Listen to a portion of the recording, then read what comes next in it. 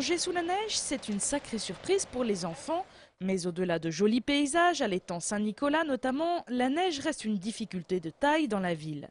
Mais mieux vaut de la neige que des pluies verglaçantes, ce qui était initialement prévu aujourd'hui.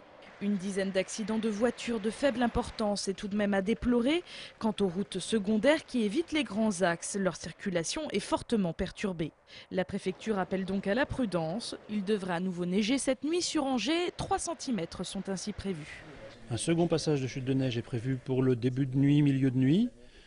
Pas très important non plus, pas plus important que celui qu'on a eu aujourd'hui. Et l'élément important pour la nuit prochaine, c'est que les températures vont se mettre à redescendre à nouveau. On est à peu près à 0 actuellement. Et on va redescendre à des températures de l'ordre de -4 ou -5, ce qui fait que les routes qui auront un peu dégelé en cours de journée aujourd'hui vont regeler demain matin. Attention donc si vous devez prendre votre véhicule demain, même si les grands axes seront sablés cette nuit. La préfecture vous conseille d'utiliser les transports en commun. Le réseau de la Cotra ne fonctionnera pas cette nuit, mais reprendra normalement dès demain matin. De son côté, le Conseil général de Maine-et-Loire a décidé d'annuler les ramassages scolaires pour demain. Les cars de transport scolaire sur circuits spéciaux ne fonctionneront pas, car le réseau routier ne sera pas dégagé. Par contre, les cars du réseau Anjubus, qui circulent donc sur le réseau routier structurant du département, pourront circuler dans la mesure où les routes seront dégagées. Cette semaine, Météo France ne prévoit pas de redoux. Les températures vont continuer de baisser jusqu'à -8 degrés.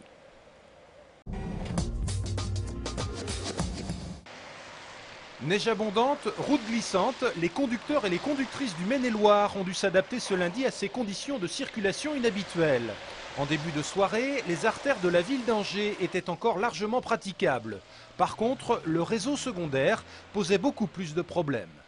C'était très compliqué, là j'ai mis 2h30 pour rentrer alors qu'habituellement en 1 heure c'est fait. Mais bon, c'est de saison et il faut prendre les choses comme elles viennent et c'est très bien. En début d'après-midi, ça allait encore parce que bon, ils avaient fait le nécessaire. Et là, c'est vrai que ça redouble, donc il faut se méfier puisque ça va regeler par-dessus.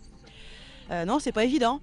Non, c'est pas évident. D'ailleurs, c'est pour ça que je rentre plus tôt ce soir du travail. Sur les petites routes, ça glisse un peu parce que je pense que le salage ou le sable n'a pas été forcément mis.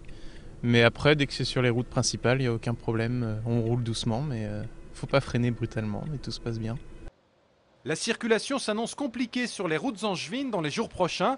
Les conseils les plus élémentaires de prudence sont donc de rigueur pour tous ceux d'entre vous qui doivent prendre le volant. Fini la trêve des confiseurs pour le chantier du tramway angevin. Même si les intempéries de ce lundi ont quelque peu retardé l'échéance, les travaux vont bel et bien reprendre cette semaine.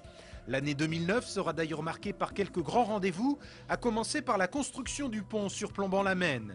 Les pièces de ce gigantesque mécano sont actuellement en cours de fabrication dans une usine du Loiret, leur arrivée à Angers n'étant plus désormais qu'une question de semaines. Les premiers tronçons du pont vont arriver en mars et à partir du mois de mars, les tronçons vont pouvoir être tirés depuis la rive droite, depuis le CHU, pour amener l'ensemble du tablier. Si le calendrier est respecté, ce pont devrait être définitivement achevé au premier trimestre de l'année 2010. Autre édifice marquant de ce chantier, le centre de maintenance, actuellement en construction le long du contournement nord. Là encore, tout va aller très vite. Le centre de maintenance devrait être terminé à la rentrée prochaine, c'est-à-dire vers septembre-octobre. En même temps, arrivera la première rame à Angers au centre de maintenance pour les premiers essais.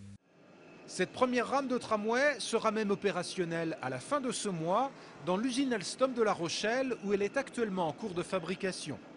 Notez par ailleurs que l'année 2009 sera aussi marquée par la formation des 40 conducteurs qui vont être embauchés pour la mise en service du tramway angevin. Une mise en service qui interviendra, rappelons-le, fin 2010. Qui dit nouvelle année dit nouveaux chiffres de l'INSEE. En Maine-et-Loire, les habitants sont désormais 770 000. C'est 10 000 personnes de plus qu'il y a un an. Quant aux centres urbains, comme partout en France, ils connaissent une désaffection au profit des 2e et 3e couronnes. La ville d'Angers fait partie des exceptions puisqu'elle reste stable et compte cette année 153 angevins supplémentaires. La ville frise ainsi les 157 000 habitants. La vague de mécontentement des lycéens va-t-elle reprendre? La semaine avant les fêtes de fin d'année, le mouvement s'était très largement étendu avant d'être suspendu pendant les vacances. Aujourd'hui, jour de rentrée, les élèves de plusieurs établissements angevins, comme les lycées Renoir ou Chevrolier, ont revoté le blocage dès demain matin. De nouvelles manifestations lycéennes sont aussi prévues pour la journée de jeudi. Le mouvement semble donc reprendre, mais avec les températures négatives actuelles, reste à savoir si ce n'est pas finalement le froid qui aura raison des lycéens.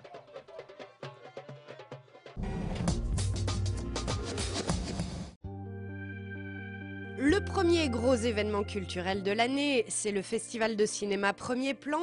Sa 21e édition prendra place à Angers du 16 au 25 janvier prochain. On connaît désormais le nom de celle qui présidera son jury.